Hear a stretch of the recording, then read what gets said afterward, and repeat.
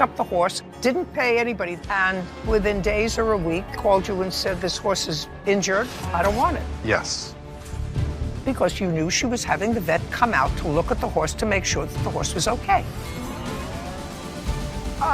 Come up with an answer. Yeah. Yeah, before she bought it.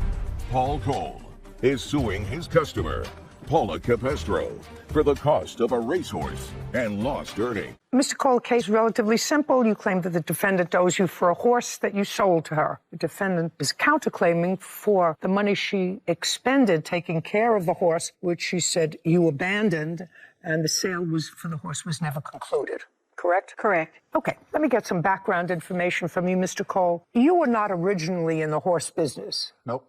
Nope is not an answer. Nope, No, you ma'am. say to a friend. Here, no. The answer is no. And your business, according to what I read in your complaint, was racetrack. One of my businesses is owning a dirt racetrack, yes. When did you develop an interest in horses? Probably about 25 years ago, I've been friends with our trainer and been around the horse track for my whole life. My family and I decided it would be a good leisure activity for us. And When did you decide we to bought purchase our your first first horse. horse? We bought our first horse in May 23rd of 2023. And I assume then you relied on your friend and witness to help you make that purchase. Yes, Your Honor. What was the name of that first horse? Hangar 1? So the first horse that you purchased was the horse in question. Yes, ma'am. And where were you going to keep him? The racetrack offers stables for the horses that race there at no charge, and it's maintained by the trainer. Takes care of the feed. We pay him a day rate to take care of the horse. Your trainer. The trainer, correct? This gentleman. Correct.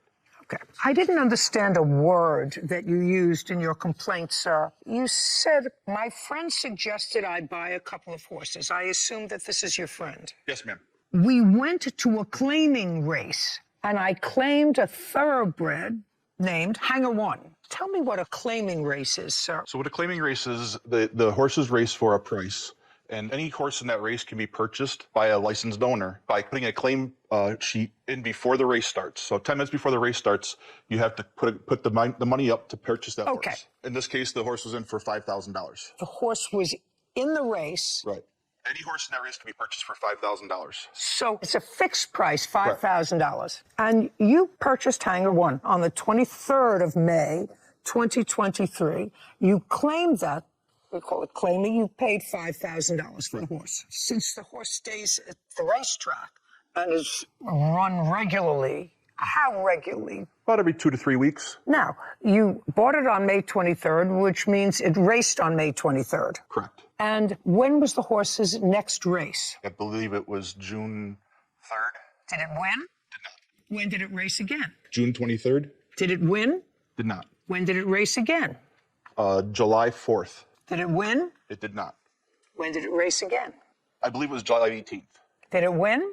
It finished 3rd. The answer is it did not win. Next time it raced. It was scheduled to race on August 1st. Our trainer noticed that he had inflamed tendon sheath, which is kind of like tennis elbow, and we planned to scratch him that day so he'd have time to rest before he raced him again. And he never raced again for you? Did not. And that's when you decided that this was not a horse that you wanted to keep? We were planning on keeping him. The offer came in discussions between our trainer and the defendant, discussing taking the horse and moving into the show world. So far you've had this horse and you never saw it win a race? Correct. And then you decided to sell it? You know, the opportunity to give the horse a life in the show world, with getting our money out, it seemed like a reasonable argument. Mr. Cole. Yep.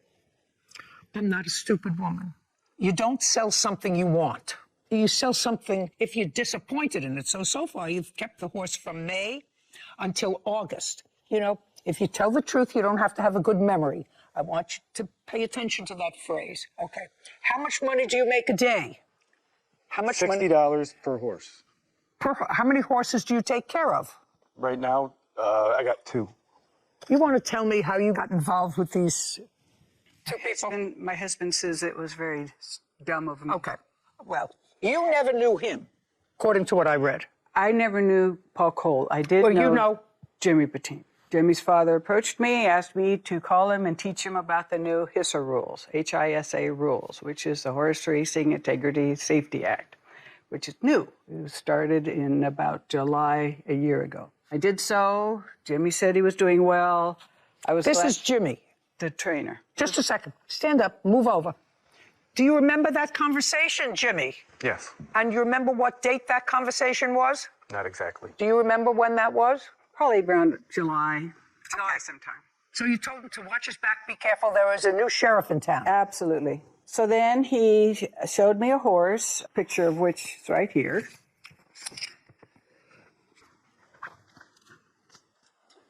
What's your business, by the way? I'm a bloodstock agent and a horse trainer. How long have you been doing that? 30 years. So this is a picture of the horse, a pretty horse. Gorgeous. Okay, and that's hanger one. That's hanger one, yes. Keep going. So he shows me the photo of the horse and says, what do you think? Think this horse will make it in the show ring? And I said, absolutely. He's gorgeous. Just a second. You remember that conversation? Yes. You think the horse will make it in the show ring? Yes. Was this conversation in person? It was on the phone. How did you get the picture? He texted it to me. Correct? Yes. Okay. Now, at that time, Jimmy, at that time you were working for Mr. Cole. Yes. We're going to get to independent thought. Right now, you helped him select Hanger 1 back in May. Is that correct? Yes. And Hanger 1 was underperforming. Yes. And you also noticed prior to this conversation that the horse had sort of swollen ankles. Yes. And I want you to be very careful with this answer. You discussed the swollen ankles with Mr. Cole. Yes. Did you discuss with him selling the horse Yes. prior to your conversation with the defendant? No. When? Shortly thereafter, I had talked to Paula. Well, why would you ask her if she were interested and text her a picture of this horse if your boss hadn't told you that he was looking to get rid of the horse? Come up with an answer, Jim. Don't speak, Cole. Come up with an answer, Jimmy. You're an employee. You told him to buy the horse. The horse underperformed and then had swollen ankles, which you saw. One swollen ankle. Is that the same swollen ankle where it had a broken ankle? Is that the same I ankle? never knew the horse to have a broken ankle, man. But now you know. I do now. Now you know. So I'm asking you a question. I don't- Was that the same ankle? I'm not 100% certain. Are you 90% certain? Has anyone told you since, Jimmy, that the horse had a broken ankle at some point in its life? I'm not 100% certain which ankle was broken. But you knew.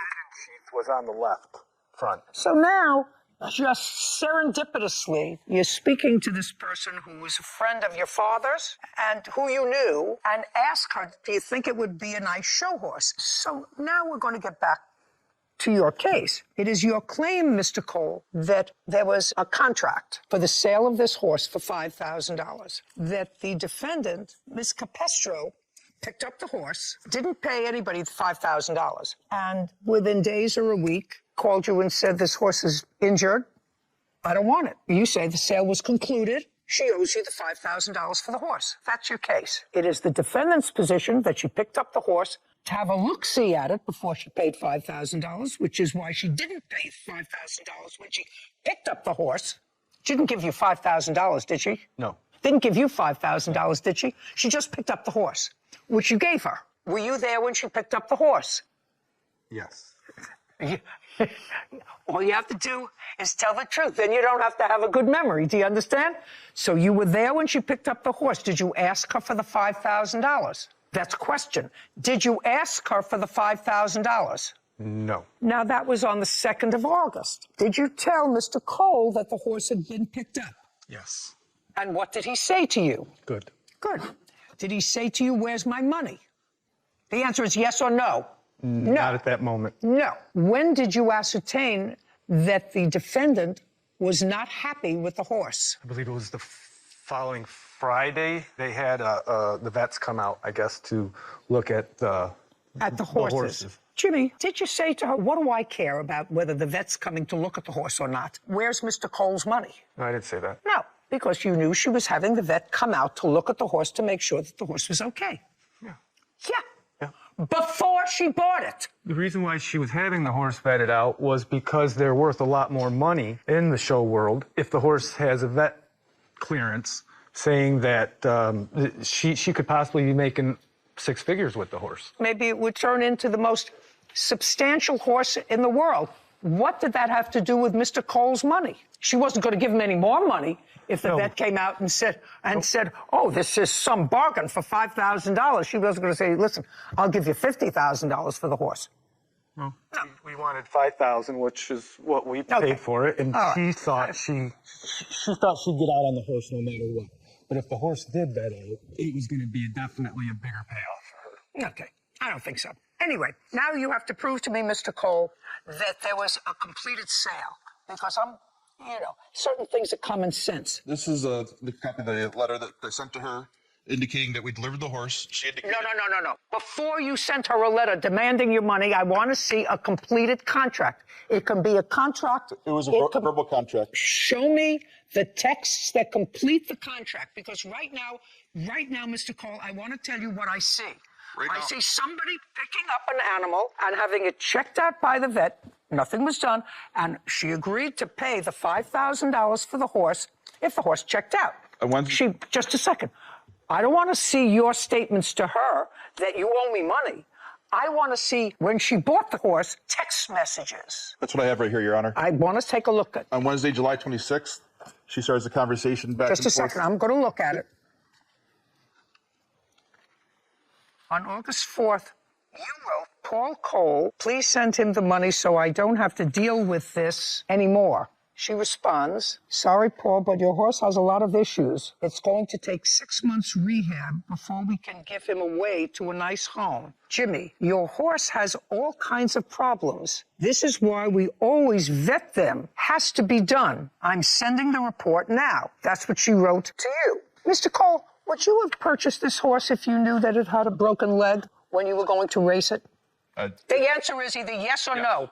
Would you have It did not purchased... have a broken leg when we raced it. It was racing. Just a second. If your trainer had told you on May 23rd that the horse had had a broken leg in the past, would you have bought it? Yes. Baloney. Because it also gets confirmed by the state vet and the track vet, not just his word. I'm just going to look and see whether or not the horse had a broken leg. There was no way for us to know until after. Well, that would not be her problem. Can I see the vet's report, please? Both of these. Your Honor, there's 2 reports. Oh, this has a report, study date August 3rd. This was the day after you got him. That's correct, Your Honor. So the horse broke his leg on June 7th of 2022. Which leg? Same one, left front. Where's the horse now? The horse is in the possession of... And how did that happen? She was the one that had the horse when he originally fractured his ankle in 2022. I contacted her, and that's when I learned that it had been the same ankle that had fractured again now in 2023. So you gave the horse back to that person? She's a good caretaker. Just a second. I'm asking you a question. Yes, I sent it back. For nothing? Nothing. Do you know who you bought the horse from? The owner was... that we claimed the horse from in the race, was the trainer. So you got it from her who had been racing the horse? Correct. Mm-hmm. Now, when you told Mr. Cole to buy the horse, did she tell you that the horse had broken its ankle? Nobody. We didn't know. I didn't ever know until the vet report that she sent. Well, let me ask you this question. Mr. Cole, if you knew then what you know now, would you have purchased the horse? No. The answer is no. Wouldn't it have been a good idea, Mr. Trainer, to tell Mr. Cole, listen, it looks like a nice horse, but we really should get it examined before. You can't do that. You can't do that when you claim a horse. Right. As far as the horse is concerned, the horse never won a race that you saw. Right. Okay. When did you purchase a horse like this? You took it to the vet the very next day that you picked it up. Correct. When did you tell Jimmy that you weren't purchasing this horse? 2 days, 3 days later, I sent a text. And what did the text say? It was a copy of the text I sent to Mr. Cole. Which said what? I can't buy your horse. He's got a lot of problems. It's a good thing you quit racing. And so you sent it to Mr. Cole? Yes. No. And what did Mr. Cole say to you in response? You put it in the trailer, you own it. Now I'll see your letter. So I never had any conversation or text back and forth with her. I sent her this letter as the first communication I had with her, in which time I was seeking payment. Her response is written at the bottom. She said to you in her answer, and you said, I demand my money. And she said, Hanger 1 did not pass the vet exam, and I opted out of the sale. This was disclosed to Jimmy along with the vet report. Jimmy was coming to pick up the horse or leave him as a giveaway horse. Did you answer her? I did. We would start with a long list of texts back and forth that you should have. Oh, okay. So come sit here. Correct. Well, so it was your position that the minute she took possession of the horse, it became hers. These are the agreements that Jimmy and her had come together with. It would be stupid. The fact that you were stupid and claimed a horse for $5,000 that it had a broken leg that could have been found out if you had the horse checked out, you chose to do that. You chose, instead of spending maybe $15,000 for a horse, to pay $5,000, sight unseen. For a little clarity, when you claim a horse, the state vet afterwards vets the horse out after the race. If the horse does not pass, you can void the claim at that point. Oh, so what you're saying to me is you didn't buy the horse sight unseen. You relied on your trainer to tell you that a state vet was going to look at the horse. And if that horse didn't pass state inspection, you could void the sale. Correct. That's exactly what she did. Except for she didn't bring the horse back. You wouldn't take the horse back. She never offered to bring the horse back. She told us to come pick it up. Oh, well, that's the same thing. And you said, no, this is a sale. It's finished. So she did the same thing that you did. So my problem with you, madam, quite frankly, is that you gave the horse back to her because you have a counterclaim. And your counterclaim is the money that you spent taking care of the horse. Correct? Correct. Well, you're not going to get it. He's not getting his money. But I think it was terrible judgment, knowing what you knew, because he didn't know. I believe Mr. Cole. So you're not getting the money. Okay. But I do believe that when you buy a horse, like you did, even claiming it, it has to pass a vet's inspection. This vet said it passed inspection. It clearly was a smell test because the horse had a broken leg. Had a broken leg. It had a broken leg, but not currently had a broken leg. Okay. It was cleared to run. Okay. You know, I'm going to leave you two people exactly where I found you. This was a really very interesting educational process for me. But I think she took the horse with the intention of having a vet check it out. It didn't. She told you to come and get it, and you didn't, so you don't get your money. So you'll eat the expenses that you incurred with the vet and everything else with regard to the horse. We're done. Your claim and counterclaim are both dismissed. We're done. This court is adjourned.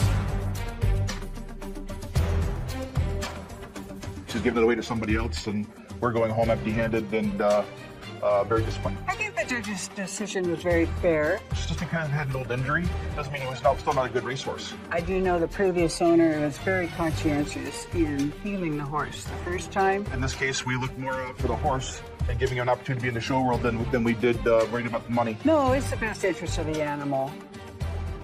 I learned a lot about a field that I knew very little about before today in reading the case. Me too. But I think that the horse would have been better off just in a nice pasture, enjoying its days. But I think that giving it back to the original owner probably wasn't the right thing to do. You know, my original sympathies were totally with the defendant. Mm-hmm. But she was a pro. I think that they both deserve each other. She had just nicer frosting.